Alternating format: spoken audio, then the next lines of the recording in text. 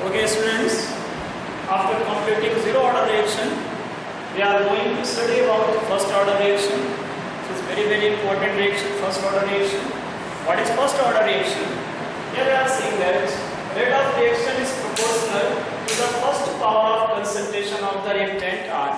It means अगर हमारी कोई रिएक्शन प्रोसीड कर रही है, रिएक्शन प्रोग्रेस कर रही है और उस कंडीशन में ठीक है ना, रेट ऑफ रिएक्शन अगर रिएक्टेंट के फर्स्ट पावर, रिएक्टेंट्स के कंसंट्रेशन के फर्स्ट पावर के डायरेक्टली प्रोपोर्शनल चल रही है, इट मींस रिएक्टेंट्स के कंसंट्रेशन पर डिपेंड कर रही है।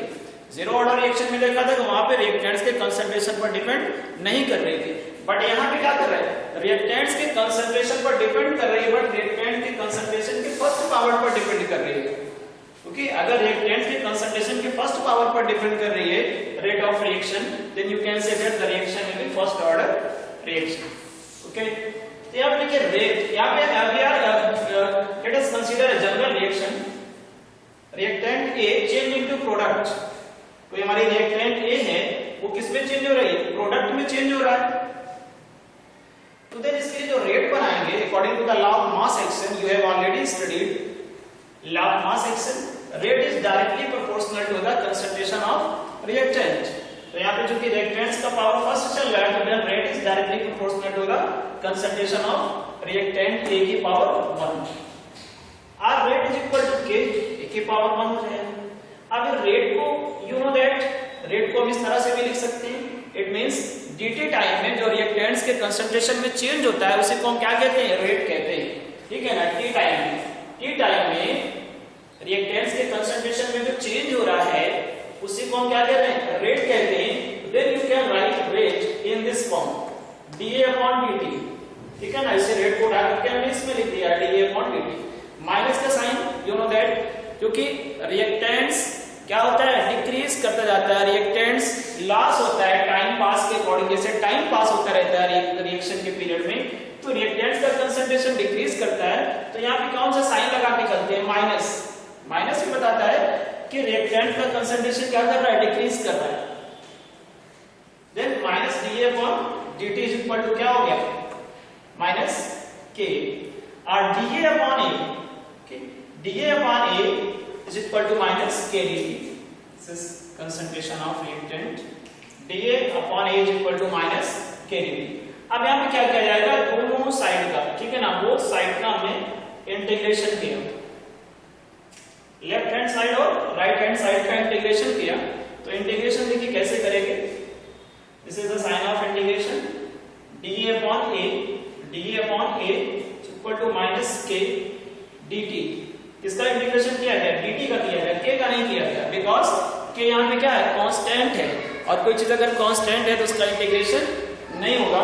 तो यहाँ पे dA/A is equal to minus k dt। तो इंटीग्रेशन करने के बाद देखिए हमें कौन सी वैल्यू मिल रही है, ln A natural log A, it means reactants का concentration is equal to minus kT। ठीक है ना, dt के प्लस पे क्या आ रहा है, t आ रहा है, kT plus I। This is your equation first, where I is a integration constant. अगर आपने किसी चीज का इंटीग्रेशन किया है तो वहां पे इंटीग्रेशन कांस्टेंट आपको सम करना पड़ेगा इक्वेशन में। तो यहाँ पे देखिए इंटीग्रेशन कांस्टेंट I लिया गया। अब ये चीज आया कहां से, अगर इसको आप जानना चाहते हैं, थोड़ा सा मैथमेटिक्स में आएंगे, तो अगर हमने dA/A का इंटीग्रेशन किया है तो ये किसके इक्वल हो जाएगा, देखिए यहाँ पे हमने फार्मूला लिखा है, फार्मूला इंटीग्रेशन के लिए dx/x, इंटीग्रेशन हो रहा है ना, dx/x की वैल्यू क्या होगी, ln x, natural log x के इक्वल होती है। तो यहाँ पे अगर dA/A का इंटीग्रेशन किया तो ये किसके इक्वल हो गया, ln A के इक्वल हो गया। देखिए ये ln A, वहां पे उसका इंटीग्रेशन हुआ है तो उसकी वैल्यू क्या आ रही है, नेचुरल लॉग ये आ रही है इसके अकॉर्डिंग। और सेकंड टर्म जो हमारा dt है इसका इंटीग्रेशन हुआ है, इसके लिए क्या हो जाएगा, dx is equal to x। तो यहाँ पे वैल्यू क्या पुट किया गया, t रखा गया, क्योंकि इंटीग्रेशन किसका हुआ था, t का हुआ था। तो यहाँ पे kT प्लस I। अब suppose that when t is equal to 0, it means reaction start नहीं हुई है, देन रिएक्टेंट का कंसंट्रेशन किसके इक्वल होगा? A not. It means initial concentration. Where A not क्या है? Where A not is equal to initial concentration. Initial concentration. तो अगर रिएक्शन हमारी स्टार्ट नहीं हुई है तो रिएक्शन स्टार्ट नहीं हुई उस समय t इज इक्वल टू 0 है और इनिशियल कंसंट्रेशन कितना है? ए नॉट। ओके, देन अब देखिए वैल्यू को यहां पे पुट करेंगे। यहां पे हमारा you can right here putting the value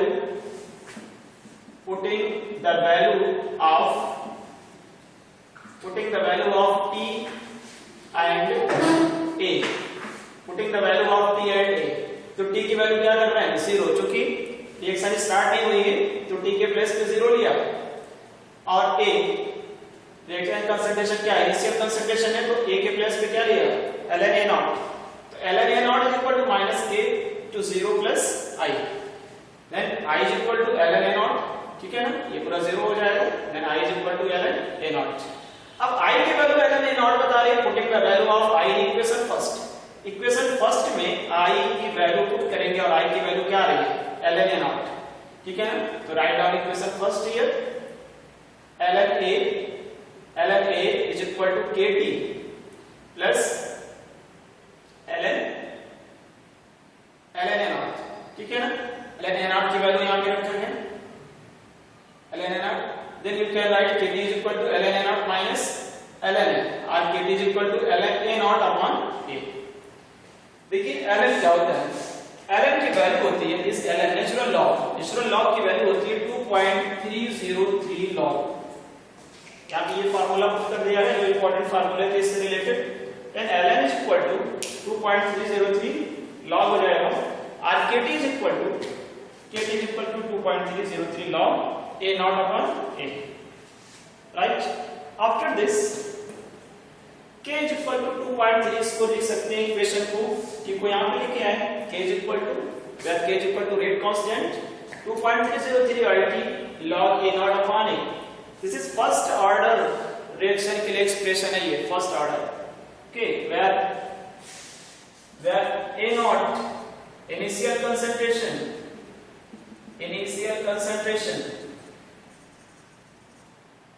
and a is equal to final concentration of reactant, initial concentration of reactant and a is equal to final concentration of reactant। अब इस equation को change कर लेते हैं, दूसरे terms में भी लिख सकते हैं इक्वेशन को। सपोज दैट रिएक्शन हमारी A चेंज इनटू B और A चेंज इनटू प्रोडक्ट चल रही है। ठीक है, when T is equal to 0, suppose that when T is equal to 0 reaction start नहीं हुई है उस टाइम पे A का कंसंट्रेशन कितना सपोज कर रहे हैं? Small a। और B का कंसंट्रेशन क्या रहेगा? 0 रहेगा, क्योंकि रिएक्शन अगर स्टार्ट नहीं होगी तो क्या प्रोडक्ट फॉर्म करेगा? बिल्कुल भी प्रोडक्ट नहीं बनेगा अगर रिएक्शन स्टार्ट नहीं हुई है। तो अगर T इज इक्वल टू 0 है देन B क्या होगा? प्रोडक्ट की वैल्यू 0 होगी। और प्रोडक्ट अगर हमारा 0 है, ठीक है ना, किस टाइम पे? T टाइम पे। और इनिशियल कंसंट्रेशन क्या बता रहा है? A बता रहा है। अब सपोज दैट रिएक्शन स्टार्ट हुई और T इज इक्वल टू 0 से कितना हो गया? T is equal to T। Time pass हो गया थोड़ा सा, ठीक है ना, कितना हो गया? T। देन जो A हमारा था इनिशियल कंसंट्रेशन ये अब डिक्रीज करेगा क्योंकि प्रोडक्ट का फॉर्मेशन हो रहा है। देन A से क्या हो गया? A minus x. It means reactant A के A मोल्स में से x मोल क्या हो रहा है? डिकम्पोज कर रहा है। रिएक्टेंट A है, इसके A मोल में से x मोल डिकम्पोज कर रहा है, तो क्या हो जाएगा? A minus x. और x मोल डिकम्पोज कर रहा है तो वो कहां पे जा रहा है? वो भैया प्रोडक्ट में जा रहा है B। कितना हो जाएगा? एट टाइम t x हो जाएगा, क्योंकि x यहां से डिकम्पोज करेगा तो कहां पे आएगा? प्रोडक्ट के फॉर्म में आएगा। तो then k is equal to 2.303 upon t। देखिए ये इक्वेशन 2.303 अपॉन t log। अब हमारा जो ये इनिशियल कंसंट्रेशन था वो इनिशियल कंसंट्रेशन कितना है इस इक्वेशन के लिए? A है स्मॉल a और जो फाइनल कंसंट्रेशन है इट मींस A है वो कितना है? A minus x। This A, ठीक है ना, कितना है? A minus x। तो एक नया इक्वेशन भी हम इस टर्म्स में इसको बना सकते हैं इसी फर्स्ट ऑर्डर रिएक्शन इक्वेशन। तो यहाँ तक क्लियर हो गया? Have you any problem in this? Next one is half life period. इस फर्स्ट ऑर्डर रिएक्शन के लिए हम लोग देखते हैं हाफ लाइफ पीरियड। तो हाफ लाइफ पीरियड क्या है? इसके लिए हम देखिए फर्स्ट ऑर्डर रिएक्शन को लिखते हैं पहले। फर्स्ट ऑर्डर रिएक्शन हमारी क्या है? इस इक्वेशन को भी यूज कर सकते हैं, इसको भी यूज कर सकते हैं, दोनों ही हमारी फर्स्ट ऑर्डर रिएक्शन है। तो according to the first order reaction k is equal to 2.303 t log a upon a minus x, ठीक है ना। अब यहाँ पे देखिए हाफ लाइफ पीरियड की बात कर रहे हैं। इट मींस अब हम रिएक्शन को कहां तक ले जा रहे हैं? जितने टाइम में हमारी रिएक्शन हाफ कंप्लीट हो जा रही है वो रिएक्शन तो क्या कहलाती है? हाफ लाइफ पीरियड कहलाती है। वो टाइम क्या कहलाता है? हाफ लाइफ पीरियड कहलाता है। जिस टाइम में किसी रिएक्शन का हाफ पार्ट कंप्लीट हो जाता है, ठीक है ना। जिस टाइम में किसी रिएक्शन का हाफ पार्ट कंप्लीट हो जाता है वो टाइम क्या होता है? Half life period. और उसको हम किससे लिखेंगे? टी हाफ से। तो जो हमारा ये टी है इसको हमने कन्वर्ट कर दिया किसमें? टी हाफ में। इट मींस अब हम ना तो t इज इक्वल टू 0 ले रहे हैं ना t is equal to t ले रहे हैं, बल्कि क्या ले रहे हैं? t is equal to T half ले रहे हैं। इट मींस हमारा रिएक्शन हाफ कंप्लीट हो चुका है, हाफ पार्ट कंप्लीट हो चुका है हाफ टाइम में। तो then T half is equal to क्या हो गया? 2.303 के log a upon a/2। अब देखिए ये कहां से आ गया? अगर ये इनिशियल कंसंट्रेशन हमारा a था, ठीक है ना, इनिशियल कंसंट्रेशन कब? Time t is equal to 0 पे इनिशियल कंसंट्रेशन ये था। अब हमारा जो टाइम निकल गया कितना? t इज इक्वल टू कितना हो गया? t half.